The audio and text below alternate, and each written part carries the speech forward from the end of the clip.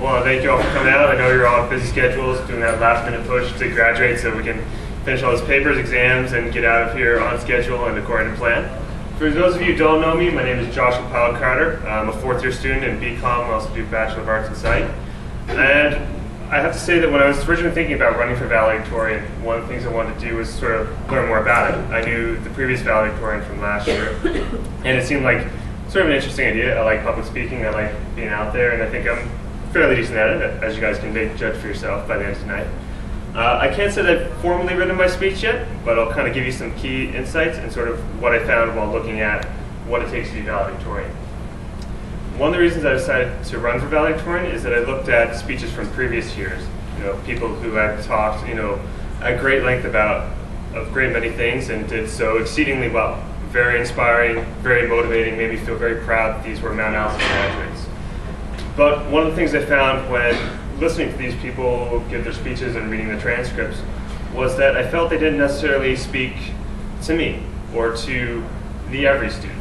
A lot of them were Dean's List, honor roll, spoke about their theses and the work that they've done in the communities, which is exceptional. And it makes me proud to know that Mount Allison students have done this, that we've made such an impact in the world and that we've tried so hard over these last 4 years. But I wanted to speak to people who haven't necessarily, had that same experience.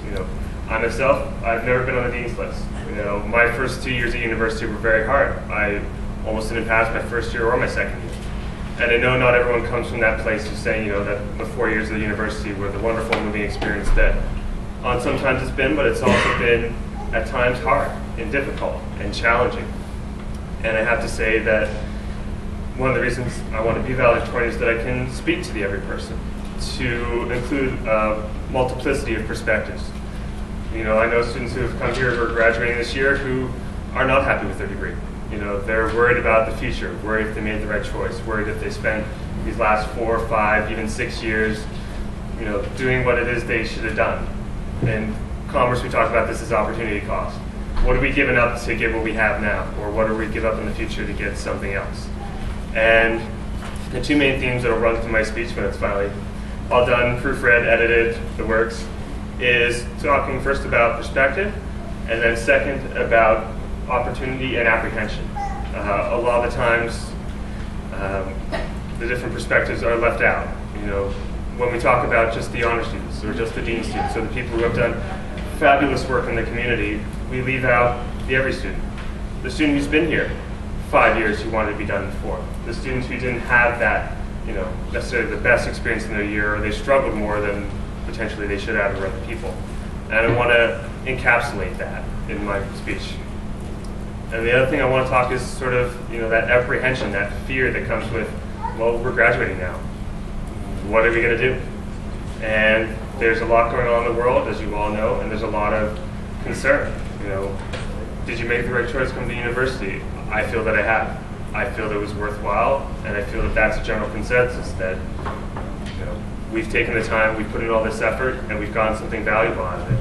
And what we have may not necessarily just be a skill set. So we may know biology a little more than we did before. We may know chemistry, we know physics, writing, business. We may know all those a little better, but I think the key thing that comes out is that perspective that we've gained.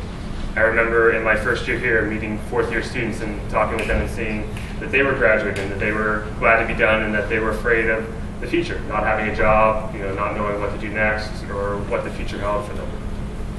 And I remember meeting them and thinking in my first year, thinking, I don't want to be in this position. I want to be, have a job when I'm done. I want to feel that I've learned everything, know what I'm doing, have a plan so I can do university, get organized, and then get out there. And here I stand 4 years later wondering, where did the time go?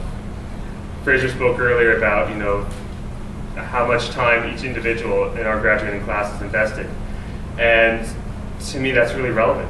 How do you encapsulate, for me, what is a 4-year experience, and then take that to all the other 400 students. And I just want to say, while Fraser's correct, and Ben and Nick, and I don't know if Sue's here tonight, but they're all excellent candidates. All of them will give an excellent valedictorian speech, I'm sure of this. I'm putting my name out there as the best candidate because I like public speaking, I think I can be good at it, and I want to speak to the every student. Once again, I hope you all come out tomorrow to vote regardless of who you're voting for, and I appreciate your support. Thank you.